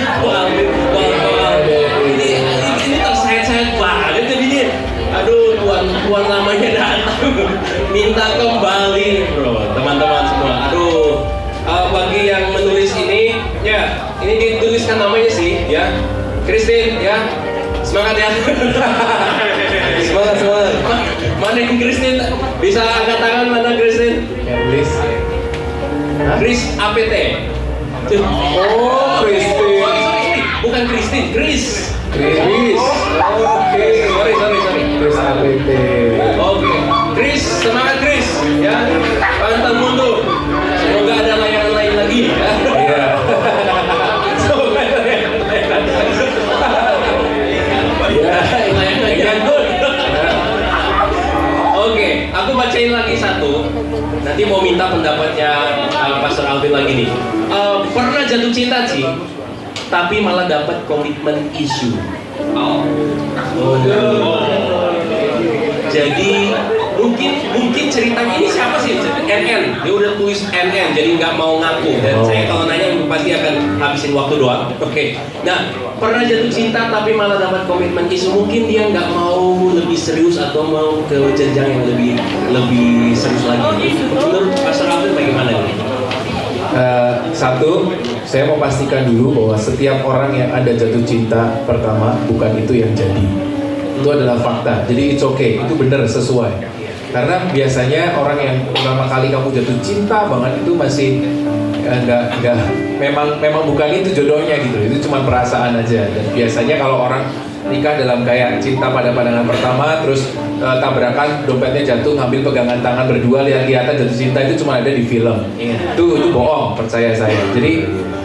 Jadi yang kayak gitu tuh memang terjadi. Yang kita jatuh cinta tapi nggak jadian, ya memang begitu. Justru jadiannya sama orang lain. Dan cuman yang masalah jadi kenapa harus komitmen issue itu, berarti kan dia kan takut untuk jatuh cinta lagi kan, kayak gitu ya, untuk kedepannya. Tapi mungkin sudut pandang saya kalau dari Alkitab supaya nanti kita bisa happy dalam hal itu ya. Kalau Anda mau berkomitmen, itu pastikan sama orang yang single. Single itu di dalam Alkitab itu nggak ngomongin soal jomblo. Single di dalam Alkitab itu ngomongin soal single yang sudah utuh orangnya. Artinya dia udah matang. Orang yang sudah nyaman dengan dirinya sendiri, bahasanya begitu. Jadi kalau kita mencintai orang yang seperti itu, saya jamin Anda nggak akan ngalamin penolakan komitmen yang seperti itu. Jadi coba cari pasangan atau jatuh cintalah kepada orang yang itu tadi, yang udah single, yang udah nyaman sama dirinya sendiri, yang udah matang lah kalau bahasa saya. Jangan sekedar jatuh cinta karena ganteng, cantik, kaya, ini dan lain sebagainya. Tapi banyak kan yang pakai kriteria gitu kan. Lihat penampilannya, Nah itu ya. lihat ada materinya nggak, gitu-gitu kan. Iya. Itu lagi ngetren loh, Mas. Itu kalau sekarang kan lagi ngetren tuh. Kalau lihat ya mungkin lihat dia bawa mobil apa misalnya ya, kemudian dia biasanya outfitnya kayak gimana. Nah itu, tapi memang itu sangat-sangat receh sekali untuk bisa membangun komitmen dari situ kan, itu kan sangat-sangat receh sekali. Kalau itu semua diangkat Tuhan, misalnya itu hilang ya, habis. Nah itu dia. Selesai lah. Ya. Ya pertimbangan finansial perlu kata Pak Albert. Dari tadi kan bilang perlu juga, perlu dipertimbangkan juga siapa calonmu, kerjaannya apa, orang tuanya siapa. Iya. Istilahnya gini, kalau kita mau nikahin anaknya konglomerat, pasti kan kita nggak mungkin ngajak dia keluar dari rumahnya lah. Kita kan mesti tahu itu, jadi bijaksana aja gitu.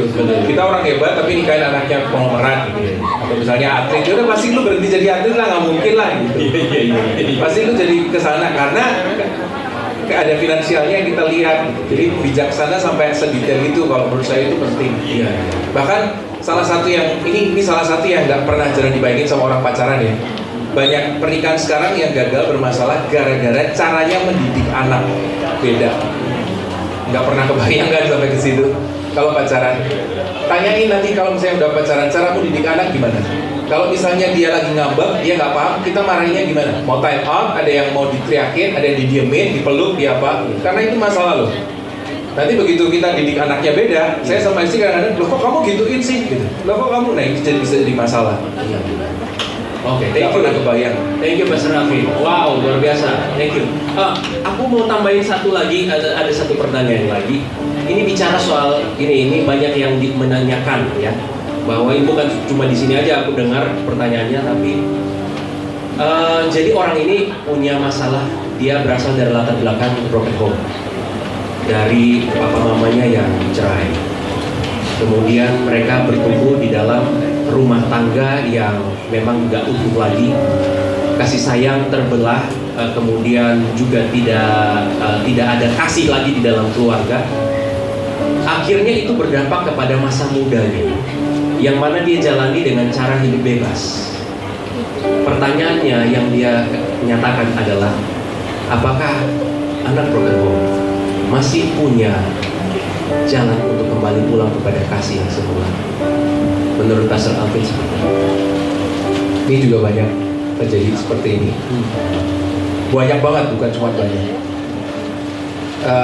Kita nggak bisa pilih masa lalu kita seperti apa. Kita harus tahu dulu itu. Saya juga lahir di keluarga bukan yang broken home, tapi keluarga yang super kasar. Jadi saya kepahitannya itu besar banget. Apakah berarti saya nggak bisa kembali ke cinta yang semula? Menurut saya bisa. Effortnya memang besar, cukup besar. Saya dulu lahir sebagai orang yang nyebelin. Kalau Anda tanya, saya kan pernah ikut sebuah ajang itu di TV, ada di Fantasi lah apa itulah ya. Tanya sama teman-teman saya, orang paling nyebelin siapa? Mereka kan jawab kompak, nggak ada yang lain. Saya orangnya. Asli, saya tumbuh sebagai orang yang nyebelin, omongannya menyakitkan karena saya lahir di keluarga yang seperti ini. Nah, tapi coba sekarang tanya ke istri saya, siapa saya di rumah? Tapi proses itu adalah proses yang saya jalani memang menyakitkan. Dan jujur kalau emang bagi orang seperti itu yang nggak mau disebut namanya, saya percaya di dalam Tuhan Yesus bisa disembuhkan. Kalau Anda perlu, kita butuh konseling cukup panjang. Nggak bisa sekali, jujur aja. Saya nggak bisa selesaikan di sini. Tapi apakah bisa atau tidak? Bisa. Kita adalah produk masa lalu. Tetapi masa depan kita di tangan Tuhan, bukan di tangan orang tua kita sekalipun. Bukan di tangannya kita sendiri hari ini. Kita hanya bisa memastikan masa depan kita di dalam Tuhan. Kau akan ngerti, kau bisa bahagia. Itu sebabnya salah satunya disebut Kak Albert tadi, saya sangat setuju bahwa semua hubungan di dunia harus dimulai dengan takut akan Tuhan. Itulah yang membuat saya selamat, keluarga saya selamat, dan saya boleh bilang bersaksi sampai hari ini. Sekalipun saya pacaran 9 tahun, 8 tahun menikah, masih muda lah, 21 tahun ya. Saya 9 tahun pacaran, 8 tahun, tapi belum pacaran ya kalau belum. Saya 9 tahun, dan saya merasa adalah pernikahan saya sangat bahagia. Saya ketemu orang yang tepat. Konfliknya ada, tetapi semua kebahagiaan itu diperjuangkan. Dia punya background isunya sendiri, saya punya background isunya sendiri. Kenapa kami pacaran lama? Karena saya dari awal punya konsep, saya hanya menikah ketika kita sudah selesai dengan diri kita masing-masing. Saya sudah selesai, saya nggak kasar sama dia. Karena orang tua kasar belum tentu saya udah selesai. Perjuangannya panjang. Dia juga ngalamin yang sama, tapi dia udah selesai. Jadi waktu kita ketemu sama orang yang single, yang utuh, yang udah siap komitmen, baru nikah di situ. Tapi apakah jawaban tadi bisa atau enggak? Bisa. Kalau Anda mau, saya minta tolong sama pimpinan Anda di sini. Kalau Anda butuh pertolongan saya ikhlas untuk membantu. Kalau Anda seorang wanita, mohon maaf kalau saya harus refer ke istri saya. Saya nggak akan pernah mengkonseling seorang wanita sendirian. Itu adalah hukumnya, ya, refer ke istri saya atau orang lain. Tapi itu bisa diselesaikan, jelas. Saya tahu caranya, sekalipun susah, bisa. Itu aja. Oh, thank you, Pastor Alvin. Oke, baik teman-teman. Mengingat waktu, kita sudah waktu kita udah habis untuk sesi motion juga. Ada banyak Q&A tadi, tapi mungkin kita tidak bisa lanjut ke yang langsung ya, yang langsung angkat tangan gitu ya, sorry. Tapi kan waktu kita udah berakhir, tetapi kita mau ucapkan terima kasih banyak dulu untuk Pastor Alvin dan juga Ko Albert yang sudah memberikan kebenaran. Oke, baik, itu saja. Oh iya, yang namanya dipanggil boleh maju ke depan dong. Boleh maju ke depan. Hadiahnya adalah tadi rumah hamster itu tadi. Bisa tas ke depan. Lucius, ada Chris, kemudian ada NN yang merasa NN tapi maju. Ya ini apa juga. Ya silakan. Ayo. Layangan putus, yang komitmen isu ya ada. Oh, ayo Lucius, maju aja. Gak apa-apa, ayo, gak digigit Pak. Oke, dengan siapa lagi tadi ya? NN siapa? NN soalnya ya. Siapa tuh namanya Nana. Dia sedang tulis NN. Nana, benar juga ya. Bukan ini. Agak dekat tuh, kayak lagi berantem kali ya. Dekatin lagi ya. Kayak musuh. Masker. Oh, sekalian sama iya, mari Pastor Alvin sama Al bisa kita ke depan. Ini berarti dari kisahnya mereka masih single, teman-teman. Kalau mau hubungi, tolong Instagramnya apa, sebutin langsung dong.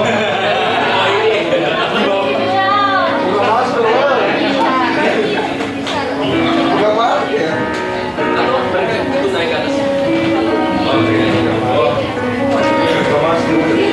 Gak enak kan?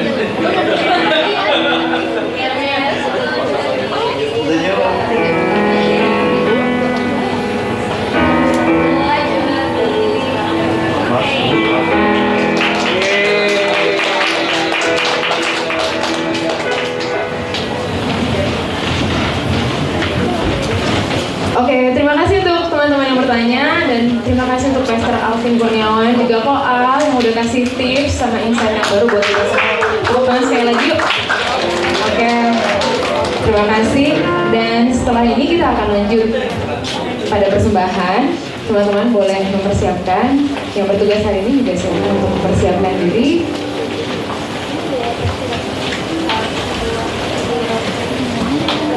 Dan mari sebelumnya sama-sama kita bersatu dalam doa.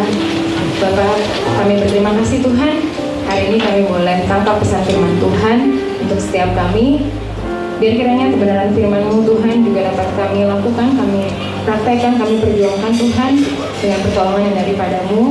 Dan sebentar kiranya kami akan memberikan persembahan kami. Kami rindu untuk memberikan dengan hati yang penuh sukacita, sebab Engkau Tuhan telah memberi terlebih dahulu kepada setiap kami. Terima kasih Tuhan. Berkati setiap tangan-tangan yang memberi, biar kiranya persembahan kami ini boleh dapat digunakan untuk pekerjaan-Mu ya Tuhan. Terima kasih Bapak. Dalam nama Tuhan Yesus kami telah berdoa dan mengucap syukur. Yang siap untuk memberi sama-sama katakan amin.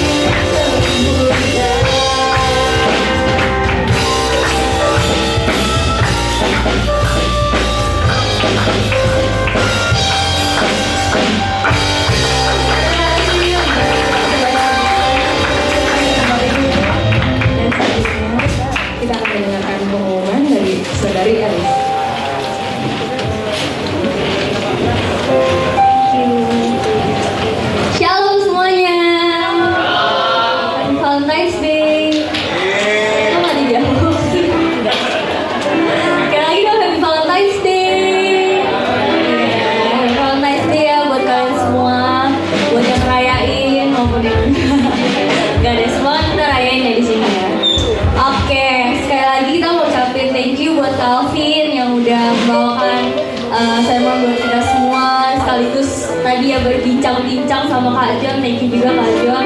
Dan thank you Kak Al.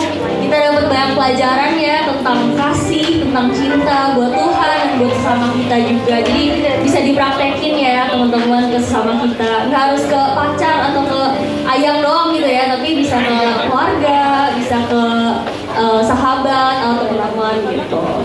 Oke, terus juga thank you buat teman-teman yang udah melayani, baik yang kelihatan maupun yang enggak, yang di belakang atau mungkin yang di medsos dan lain-lain. Jangan lupa minggu depan kita akan kembali beribadah di sini jam 10 pagi ya, jadi jangan telat. Buat teman-teman yang belum data ulang atau belum isi VIP list, boleh hubungin pengurus juga. Di sini boleh nggak sih angkat tangan gitu yang belum data ulang, ada nggak? Atau udah semua? Ada yang belum? Ada yang belum? Kalau misalnya kalian belum, boleh ya tolong ya di data ulang supaya kita juga bisa recheck lagi gitu ya. Dan berhubungan juga sama event-event lainnya. Terus kemudian kita mau umulin juga, kita minggu depan hari Sabtu tanggal 24 ada acara spesial nih. Jadi boleh ditampilin posternya. Kelihatan nggak sih teman-teman? Iya, ini dia Batulis Next Gen proudly presents Growing Christ and Community.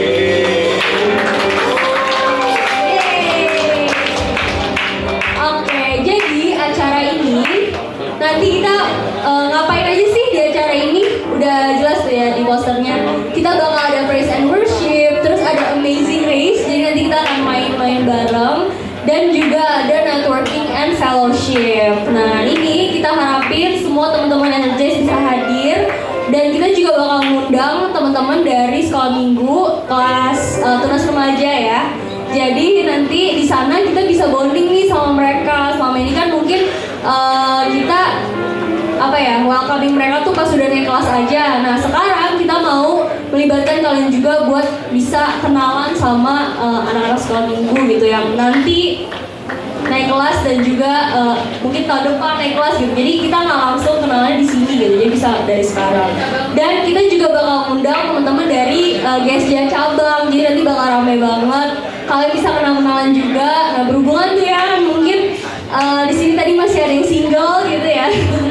Siapa tahu bisa bonding juga sama mereka. Tapi ya itu bukan tujuan utama sih. Tujuan utamanya kita mau networking dan juga fellowship bareng.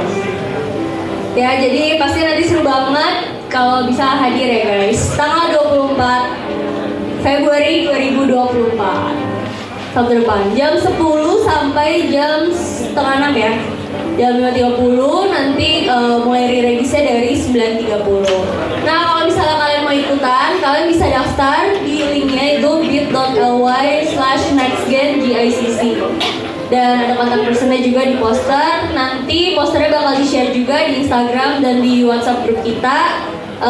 Jadi pantengin terus ya. Buat yang belum masuk WhatsApp grup bisa bilang ke pengurus juga. Oke deh. Nah terus selanjutnya gereja kita ada acara spesial juga tahun ini yaitu Family Camp. 10 sampai 12 April 2024. Jadi buat teman-teman yang mungkin udah kangen gitu ya kan sejak pandemi kita kan jarang deh atau belum pernah lagi ya ada camp. Jadi teman-teman boleh nih ikutan Family Camp. Ini tuh pas lebaran. Jadi kalau teman-teman belum ada rencana gitu ya dikosongin dulu, kita ikutin dulu gitu ya. Tanggal 10 sampai 12 April di Pondok Remaja PGI Cisarua. Ya, info lengkapnya kalian bisa lihat langsung di poster atau hubungin kontak personnya juga, ada di posternya juga. Biayanya tertera ya teman-teman. Jadi untuk satu orang, untuk yang satu kamar 4 orang itu 600.000. Jadi murah banget kan ya, kita bisa dapat 3 hari 2 malam dengan makanan lengkap, bukan cuma jasmani doang, tapi makanan rohani juga. Terus bisa bonding sama family dan family lain ya. Dengan start from 600.000 gitu. Nanti kalau satu kamar 3 orang atau satu kamar 2 orang itu harganya beda. Jadi kalian bisa langsung aja cek di posternya. Jangan lupa daftar ya. Ini linknya ada nggak ya?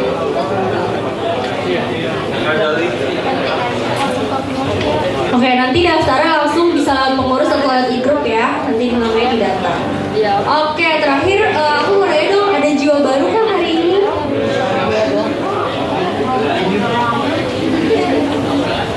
Oh, ada video ya?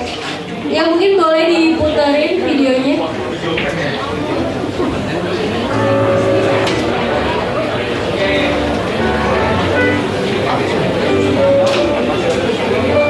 Mungkin boleh diputerin videonya. Oke, ini dia trailer selanjutnya.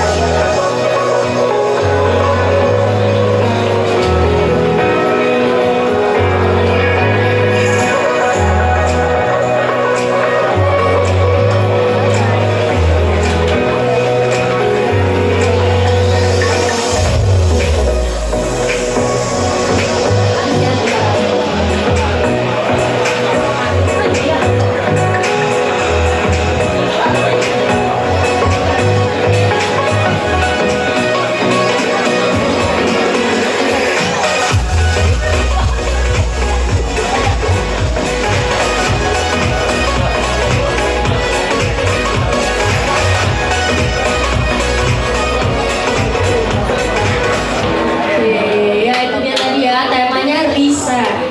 Dan dengan acaranya keren-keren juga pasti. Oke, tadi sorry ada jiwa baru kah hari ini yang datang guys? Ada. Kalau ada welcome, kalau misalnya nggak ada nggak apa-apa. Thank you buat teman-teman yang udah setia hadir di Energize. Jangan lupa datang lagi ya minggu depan. Oke, gitu aja ya pengumumannya. Ada teman lain? Nggak ada? Oke, kita sekarang mau doa. Mungkin teman-teman boleh bangkit berdiri. Kita akan tutup ibadah kita di dalam doa. Mari kita bersatu dalam doa. Tuhan Yesus, terima kasih ya Tuhan atas segala berkat dan anugerah yang Kau berikan buat kami. Terima kasih kalau hari ini kami diberi kesempatan untuk bisa hadir Tuhan di ibadah Energize ini. Sungguh syukur Tuhan, kami percaya bukan suatu kebetulan kalau kami bisa mendengarkan firman Tuhan hari ini. Itu adalah bersama Tuhan yang Kau sampaikan Tuhan melalui Kak Alvin Tuhan yang membawakan firman tadi.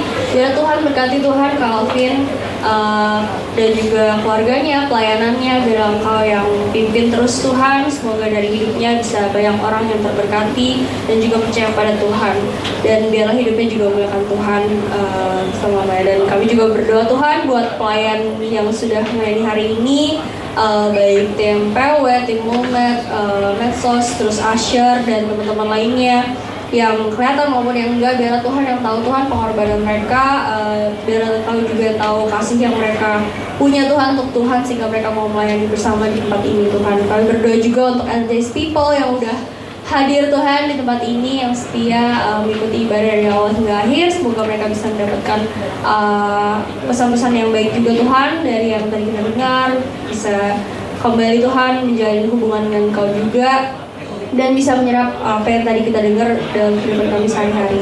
Kami berdoa untuk gereja kami Tuhan, GSJ Batulis, biarlah Tuhan yang pimpin seluruh program dan rencana kedepannya Tuhan, terutama untuk family camp yang nanti akan diadakan tanggal 10 sampai 12 April. Biarlah Tuhan pimpin terus persiapannya hingga nanti acaranya Tuhan bisa dilaksanakan dengan baik. Kami berdoa untuk bangsa dan negara kami Tuhan, Indonesia. Biarlah Tuhan pimpin terus Tuhan masa-masa ini. Kami tahu Tuhan presiden kami sudah mungkin lagi sedang dihitung dan juga lagi mau diumumkan Tuhan. Biarlah Tuhan yang pimpin terus siapapun yang terpilih. Biarlah Tuhan yang tahu Tuhan dan bimbing Indonesia terus dalam tangan-Mu Tuhan. Dan sekarang kami ingin pulang Tuhan ke rumah kami masing-masing. Biarlah Tuhan bimbing kami juga, semoga kami bisa sampai di rumah dengan selamat, atau mungkin kita akan melakukan aktivitas lain. Biarlah Tuhan yang bimbing juga. Dan teman aku undang untuk buka tangan dan beri berkat. Energize people yang diberkati oleh Tuhan, biarlah engkau terus bertumbuh di dalam kasih akan Tuhan, dan kepada sesama engkau dapat menyatakan kasih-Mu dengan tulus, ikhlas, dan engkau memberkati senantiasa pada sesamamu sama seperti engkau mengasihi kepada Tuhan Allah-Mu. Dan biarlah mulai dari saat ini engkau diberkati, biarlah berkat anugerah Allah Bapa dan cinta Tuhan kita, Tuhan Yesus Kristus, dalam persekutuan dengan Roh Kudus memberkati dan menyertai kita sampai akhir hidup kita. Dan setiap kita yang percaya sama-sama katakan amin.